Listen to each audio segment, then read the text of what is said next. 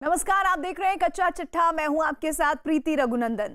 भारत ने चीन को उसी की भाषा में जवाब देना शुरू किया है। लद्दाख की गलवान घाटी में चीन ने अपनी नौसेना की नौका उतारकर साजिशों की चाल चलने की कोशिश की, जिसे देखते हुए अब भारत ने चीन को कायदे से सबक सिखाने का पूरा चक्रव्यूह तैयार कर लिया है। पूर्वी लद्दाख की पेंगोंग झील में चीन की नौका के जवाब में अब भारत ने मार्कोस कमांडो की टुकड़ी उतार दी है। इतना ही नहीं, अब भारत की नौसेना ने ऐसी घेराबंदी की है कि चीन ने अब कोई भी चाल चली तो उसे इसकी भारी कीमत चुकानी पड़ेगी।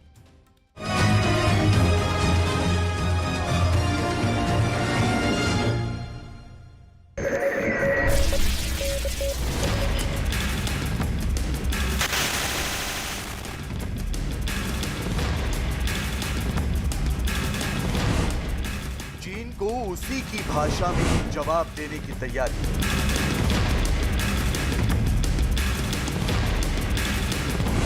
चीन को करारा जवाब देने के लिए भारत तैयार।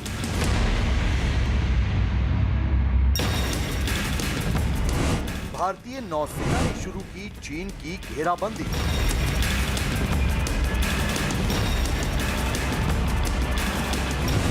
एलएसी पर पहरेदारी के लिए तैनात हेरॉन ड्रोन।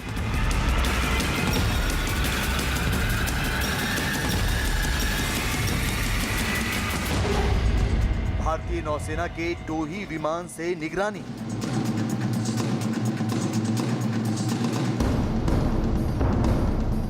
पेंगोंग झील में तैनात मार्कोस कमांडो।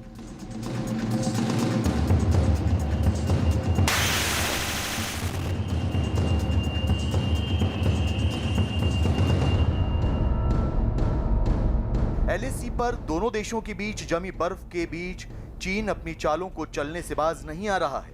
भारत और चीन के बीच एलएसी पर बरकरार तनाव की वजह से दोनों ही देशों के 50,000 से ज्यादा सैनिक लद्दाख की भीषण सर्दी में भी एक दूसरे के सामने खड़े हैं।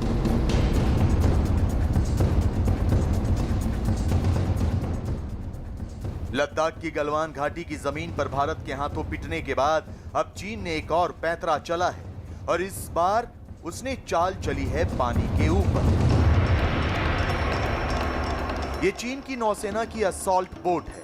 टाइप 928D सीरीज वाली इस नौका को चीन ने पेंगोंग झील में उतारा है, जिसे एलएसी के बेहद नजदीक देखा गया। और इस नाव के पेंगोंग झील में आने से भारत और चीन के बीच तनाव के हालात और भी ज्यादा गहरे हो गए हैं, क्योंकि एक तरह से चीन ने वादा खिलाफी करके भारत और उसकी तैयारियों को सरासर चुनौती दी।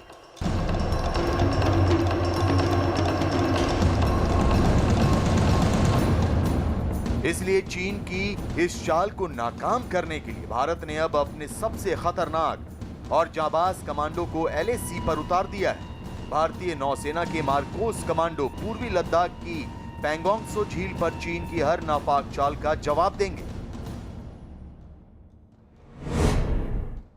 असॉल्ट बोट्स तैनात करने से चीन को फायदा होगा, क्योंकि इससे चीन के पास तकरीबन 60 यानी 2 इन्फेंट्री प्लाटून के बराबर की नफरी मोबाइल असॉल्ट फोर्स के जैसी तैयार रहेगी हमेशा। यह मोबाइल असॉल्ट फोर्स का मतलब है कि ये इन असॉल्ट बोट्स पर बैठकर किसी वक्त भी हमारे इलाके में एलएसी पार करके फिंगर्स इलाके में हमला कर सकते हैं। चीन तनाव कम करने की बात तो करता है, लेकिन अपनी जगह पर वापस लौटने को तैयार नहीं। चीन की सबसे बड़ी शिपिंग कंपनी चांगजू एफआरडी शिपयार्ड में तैयार हुई 6 टाइप 928D लड़ाकू नौकाएं एक बार में 10 सैनिकों के साथ भारी मात्रा में हथियार और गोला बारूद ले जाने में सक्षम है। सर्दियों के महीनों में चीन की इस आधुनिक नौका का पेंगोंग इलाके में देखा जाना एक तरह से चीन की शातिर चाल और नई साजिश के तौर पर देखा जा रहा है, क्योंकि ये नौका उस इलाके में गश्त करती देखी गई जहां झील की सतह पर बर्फ जम जाती है। लिहाजा चीन की इस शातिर चाल का करारा जवाब देने के लिए उसी के अंदाज में भारत ने भी अपनी तैयारी की है।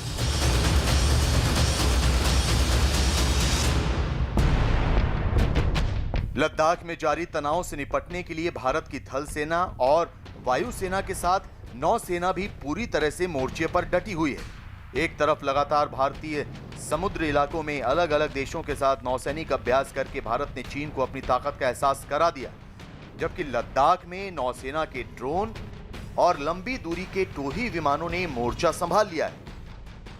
नौसेना प्रमुख ने साफ किया है कि नौसेना के फाइटरों की तैनाती तो नहीं है, लेकिन P-8I और हेरोन जैसी टोही विमानों और ड्रोन से चीन की हर चाल पर निगरानी रखी जा रही है। हमारे पास अनमैन्ड एरियल व्हीकल्स हैं, हमारे पास ऑर्डिनेंस डिस्पोजल के लिए अनमैन्ड सिस्टम्स हैं, हमारे पास जो टारगेट्स हैं वो भी अनमैन्ड टारगेट्स हैं। पर ये हमारा डेफिनेट फोकस एरिया है, और जो हमने अभी जो लीज पे लिए हैं जो हेल्स, this is also one movement in that direction. नौसेना प्रमुख ने पेंगोंग झील में नौसेना के मार्कोस स्पेशल फोर्स की तैनाती पर कहा कि इस ऑपरेशन के बारे में बात करना ठीक नहीं, जबकि हाल ही में अमेरिका से किराए पर लिए गए प्रीडिएटर ड्रोन का इस्तेमाल भारतीय समुद्री क्षेत्र में निगरानी के लिए किया जा रहा है। चीन से आने वाले शिप्स को घेरने के लिए मलक्का स्ट्रेट के आसपास भारतीय नेवी ने अपनी डिप्लॉयमेंट और बढ़ा दी है। दक्षिण चीन सागर के पास ये अपनी वॉरशिप्स डिप्लॉय की हैं।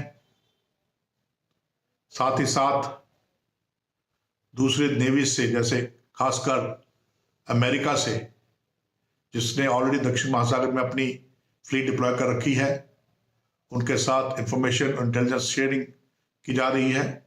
बेशक नौसेना प्रमुख मार्कोस कमांडोज के ऑपरेशन के बारे में खुलकर नहीं बोले, लेकिन LAC पर मार्कोस के तैनाती का साफ मतलब पेंगोंग झील से जोड़ा जा रहा है। ये वही जगह है जहां पे चीन फिंगर 4 से लेकर फिंगर 8 तक अतिक्रमण किए हुए है। हालांकि चीन को जवाब देने के लिए भारतीय थल सेना और वायुसेना के कमांडोज पहले ही तैनात किए गए हैं, लेकिन पानी में लड़ने की महारत को देखते हुए मार्कोस को भी वहां पे तैनात किया गया है। यानी ये बात तो साफ है कि झील में चीन की किसी भी हरकत का माकूल जवाब देने के लिए मार्कोस ही सबसे बेहतर होंगे।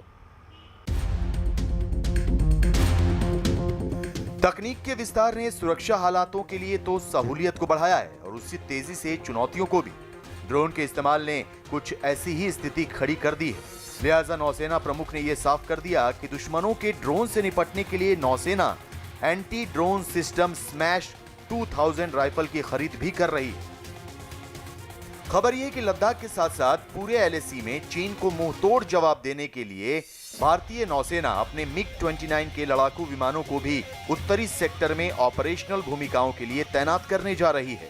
इसके लिए नौसेना के विमानों को भारतीय वायुसेना के बेस पर तैनात किया जाएगा।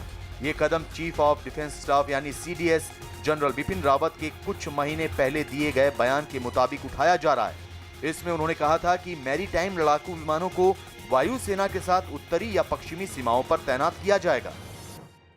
नेवी के क्रैक मरीन कमांडोज हैं, जिन्हें मार्कोस के नाम से जाना जाता है, उनको तैनात किया है। और कई आला दर्जे की जो पेट्रोलिंग बोट्स हैं उनको भी वहाँ डिप्लॉय किया गया है, और जिनको जो हवाई जहाज हैं उनके जरिए उनको ब्रेक करके वहाँ फिर असेंबल किया है, और वो पूरी तरह से वहाँ तैनात हैं। एयरक्राफ्ट कैरियर INS विक्रमादित्य पर तैनात रहने वाले भारतीय नौसेना के MiG-29 के फाइटर जेट गोवा में नौसेना के फाइटर बेस INS हंसा से नियमित उड़ान भरते हैं। साम दाम दंड भेद, ये चीन का वो नया मंत्र है जिसके जरिए वो इस इलाके पर अपना परचम लहराना चाहता है।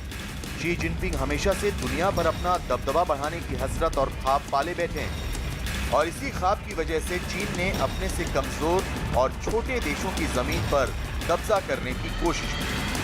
और इसी गफलत में शी की लाल सेना ने पूर्वी लद्दाख की गलवान घाटी में भारत को भी चुनौती देने की भूल कर दी।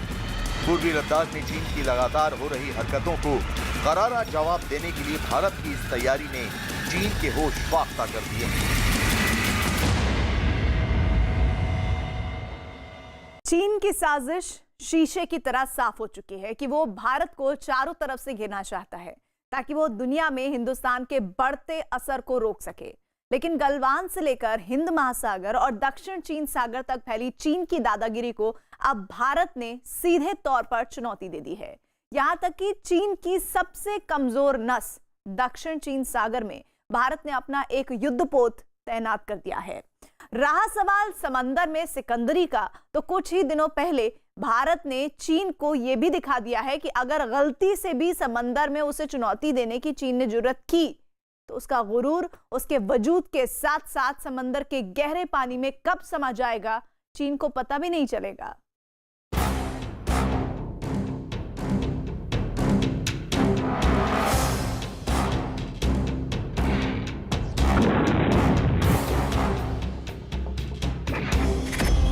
चीन को चौतरफा घेरने की रणनीति।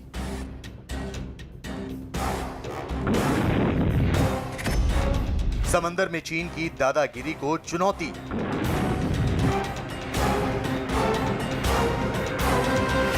दक्षिण चीन सागर में भारत की पैठ।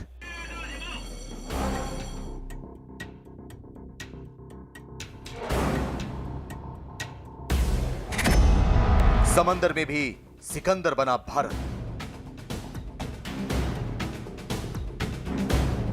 एक तरफ लद्दाख में चीन लगातार भारत के खिलाफ उकसाने वाली हरकतों को अंजाम दे रहा है, तो दूसरी तरफ पहाड़ों से उतरकर गहरे नीले समंदर पर भी उसकी साजिशों की तोपें लगातार चीन के गुरूर की आग उगलकर दुनिया को दहलाने की फिराक में लगी रहती हैं।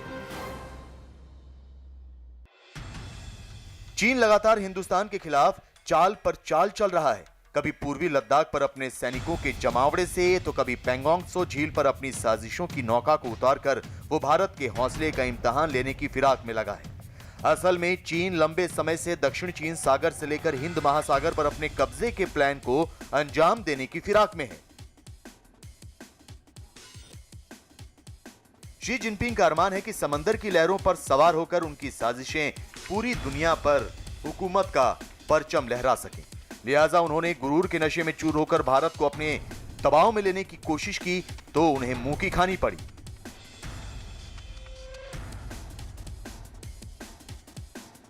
भारत चीन को उसी की भाषा में जवाब दे रहा है और समंदर में अपनी तैयारियों की जो नुमाइश की है उसे देखकर चीन के होश उड़ गए हैं। उसी नुमाइश का एक हिस्सा था पिछले ही महीने भारत के क्वाड देशों के साथ मिलकर किया गया मालाबार 2020 का अभ्यास, जिसमें दुनिया की 4 बड़ी नौसेनाओं ने मिलकर चीन के सामने जाहिर कर दिया कि अब आया है ऊंट पहाड़ के नीचे।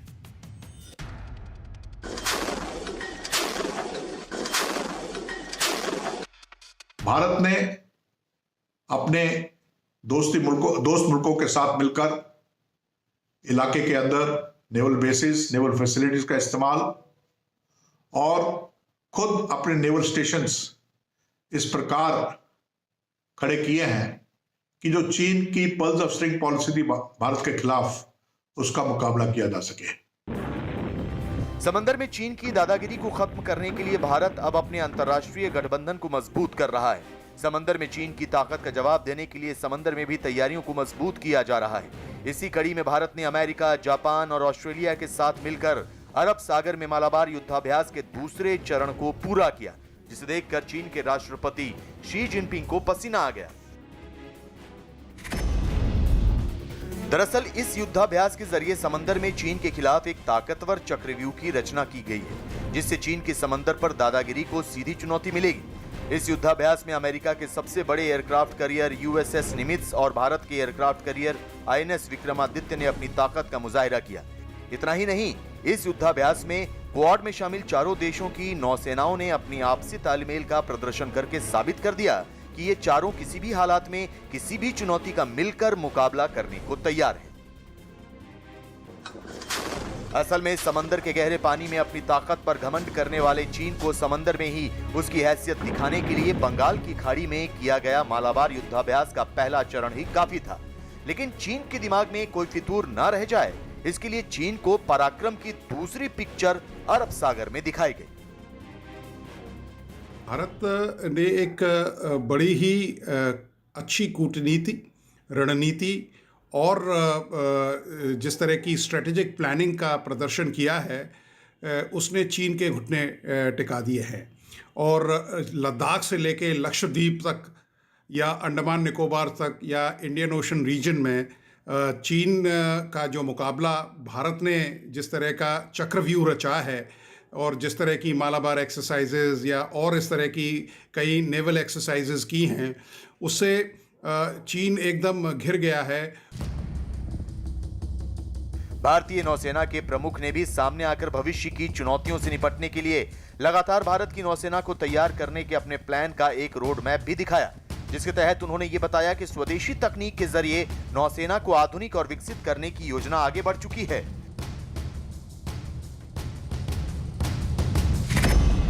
नौसेना प्रमुख के मुताबिक इस बात को ऐसे समझा जा सकता है कि भारत ने हिंद महासागर में अपना सबसे बड़ा स्वदेशी विमान वाहक युद्धपोत विक्रांत तैनात किया हुआ है, जिसकी वजह से चीन बुरी तरह तमतमाया हुआ है। नौसेना प्रमुख ने यह भी बताया कि विक्रांत के अलावा कई जंगी जहाजों और पनडुब्बियों का भी निर्माण भारत में हो रहा है। नौसेना प्रमुख के मुताबिक पिछले 6 सालों में भारत में बने कुल 24 जंगी जहाजों और पनडुब्बियों को नौसेना में शामिल किया जा चुका है, जबकि भारत के अलग अलग शिपयार्ड में 41 जंगी जहाजों और पनडुब्बियों का निर्माण कार्य चल रहा है। इससे स्वदेशी तकनीक से भारत की ताकत में जबरदस्त इजाफा हुआ है और विदेशों पर निर्भरता कम हुई है। चीन की हिंद महासागर में बढ़ती दखलंदाजी के मद्देनजर भारतीय नौसेना प्रमुख करमबीर सिंह ने भारत की तैयारियों की बात उजागर की।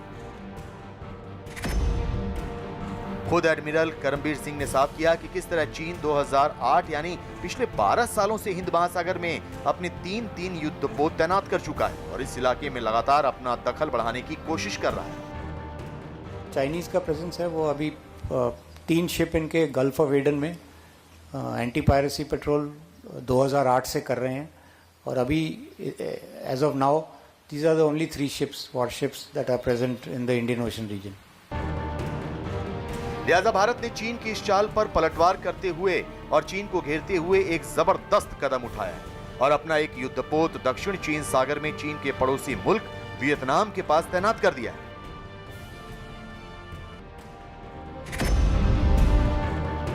असल में वियतनाम के पास दक्षिण चीन सागर में भारत की कंपनी ONGC को तेल और प्राकृतिक गैस को निकालने का ठेका मिला हुआ है और पिछले दिनों चीन ने इस करार पर न सिर्फ आपत्ति जाहिर की थी बल्कि वियतनाम को धमकाते हुए भारतीय कंपनी को वहां से हटाने का फरमान भी दिया था। असल में दक्षिण चीन सागर चीन की दुखती रग है, क्योंकि ये इलाका तेल से भरा हुआ है और चीन का उस इलाके पर कब्जे का दावा है। लिहाजा भारत की उस इलाके में मौजूदगी को चीन बर्दाश्त नहीं कर पा रहा, इसलिए उसने इस क्षेत्र में भारतीय नौसेना के जहाजों की तैनाती पर आपत्ति जताई। भारत वियतनाम को एक फ्रेंडली नेशन के तौर पर मानता है, क्योंकि दोनों के शेयर्ड कंसर्न्स हैं चीन के खिलाफ। कल भारतीय और वियतनामीज डिफेंस मिनिस्टर की वीडियो कॉन्फ्रेंस में भारत ने वियतनाम को उनकी सुरक्षा बलों को और सेनाओं को मॉडर्नाइज करने में पूरी सहायता देने का वादा किया है। बताया जा रहा है कि असल में चीन इस इलाके में मौजूद कई छोटे द्वीपों पर अपनी सेना का विस्तार कर रहा है और वो इस काम को चोरी छुपे करते रहना चाहता है, जबकि भारत के खिलाफ उसका बस नहीं चल पाता।